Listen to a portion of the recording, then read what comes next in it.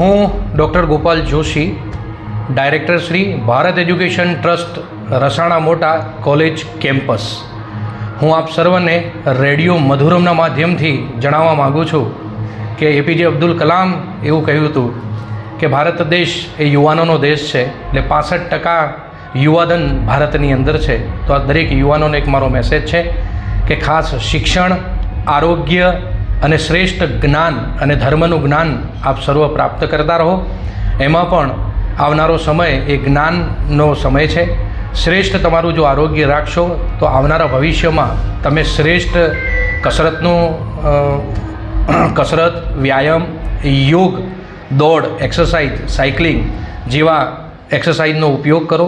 તમારા આરોગ્યને શ્રેષ્ઠ રીતે આપ સાચવો, સાચા અને સારા જ્ઞાનની પ્રાપ્તિ કરો અને ધર્મનું રક્ષણ કરો, એવો મારો આપનો મેસેજ રહેશે. ખૂબ સારા શિક્ષણ સાથે આપ સર્વ આગળ વધો. નવું વર્ષ આપના માટે સર્વદાયી રહે. આભાર.